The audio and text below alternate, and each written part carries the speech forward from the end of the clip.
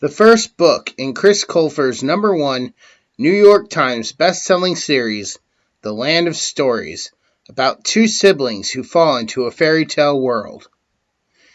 Alex and Connor's world is about to change in this fast-paced adventure that uniquely combines our modern-day world with the enchanting realm of classic fairy tales. The Land of Stories tells the tale of twins Alex and Connor. Through mysterious powers of a cherished book of stories, they leave their world behind and find themselves in a foreign land full of wonder and magic, where they come face to face with fairy tale characters they grew up reading about. But after a series of encounters with witches, wolves, goblins, and trolls alike, getting back home is going to be harder than they thought. The Land of Stories, written and narrated by Chris Colfer.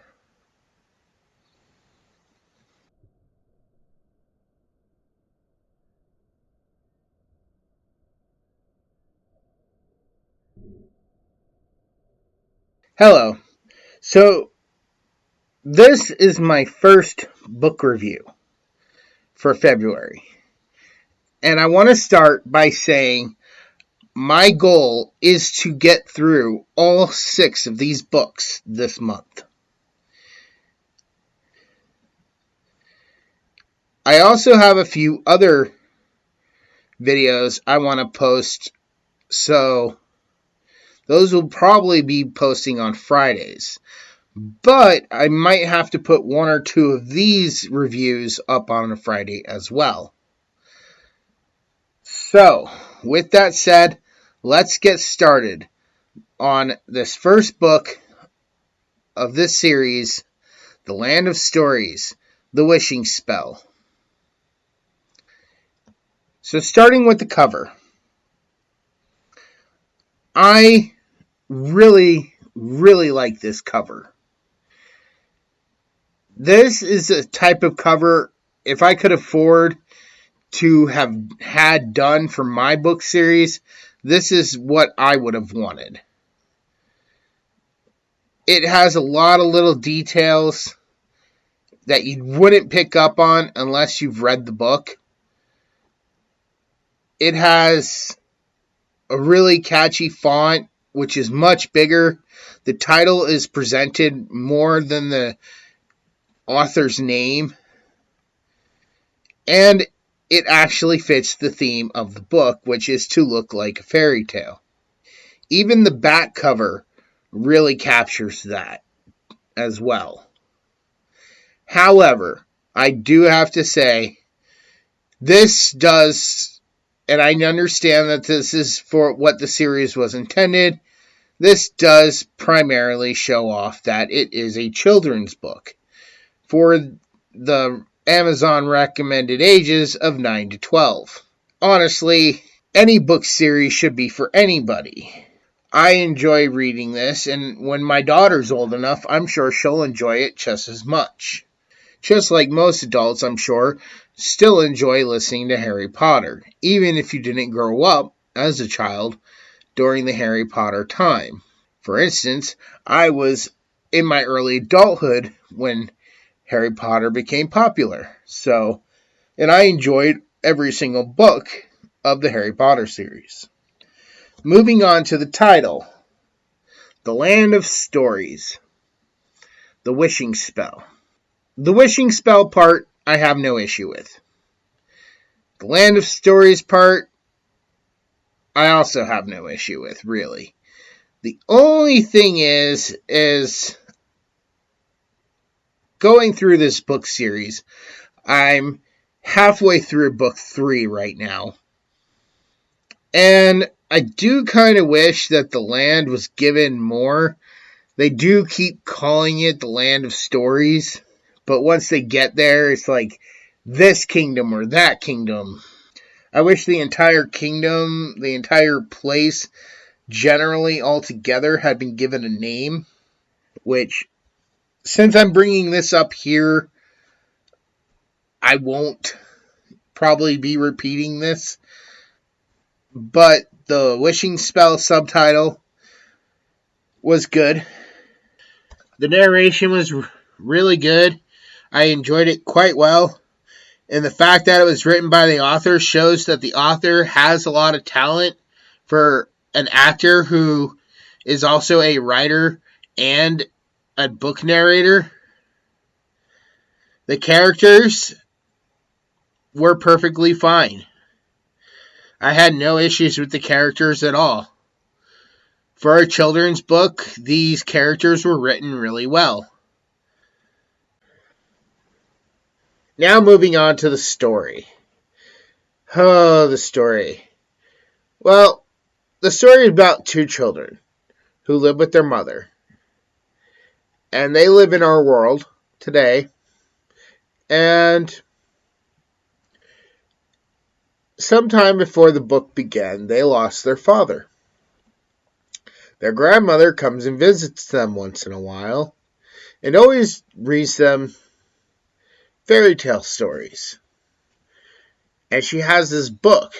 And I can't remember, honestly, because it's been so long since I started this series.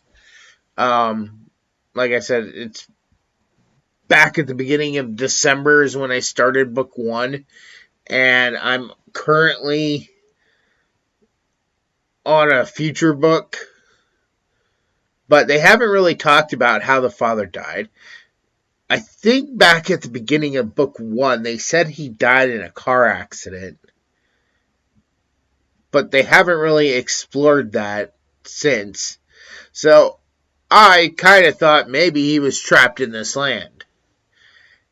And there were several things that happened throughout the story that I was pretty sure I was figuring it out before it got to the end of the book.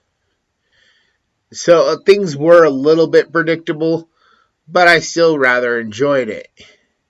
Like, I knew this one character that they mentioned was going to be discovered, and I'm like, oh, we'll discover who that is before the book is even over. And sure enough, we do. Honestly, it would have been a little bit more interesting, I think, to have that character unrevealed in this book and just left him, because in the next book, the reveal basically gets undone. I mean, everybody now knows that that's him, but what happens to him gets undone, and he winds up right back as he started when the children first meet him. If you've read this series, you know who I'm talking about. But that's just my personal minor gripe. I think it would have done better for the story to leave that for a future reveal and be like, oh, you were this character this whole time. I think the book series, I don't want to go too far ahead of, since I'm only on talking about book 1, but there is a kind of a little bit of a flaw that I might be discovering, but like I said, I'll get into that in a later review. But as it stands right now, for a jumping off point, this was pretty good. This was, I would say that the things they go questing for, because the thing is the grandmother, she leaves the book or forgets the book, and the children discover it's magical. And I'm pretty sure you can guess that they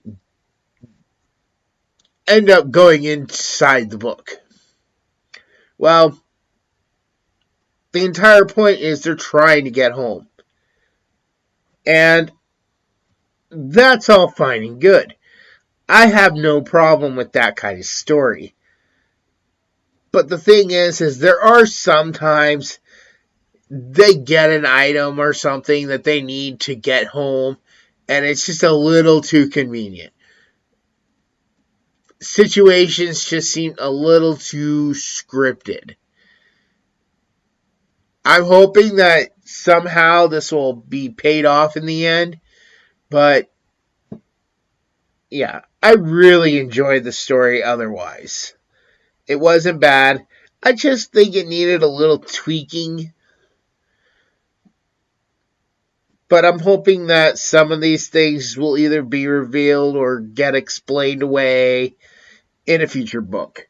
And if they don't, I'm still happy with it. And I understand it's for kids, so maybe it needed to be more simplistic for children.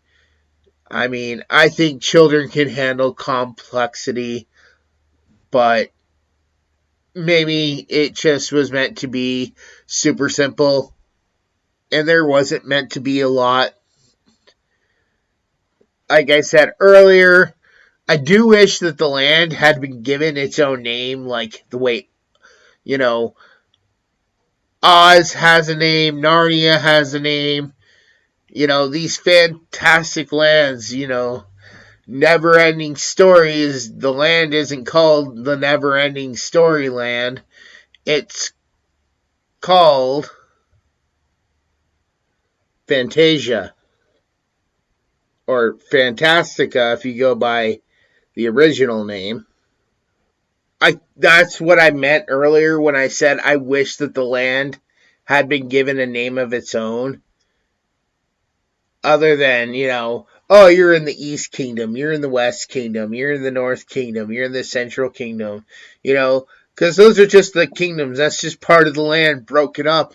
And that's, generally, with as fast as they move around this land, it probably isn't bigger than a country. So, I mean, if this whole country together, what is its name?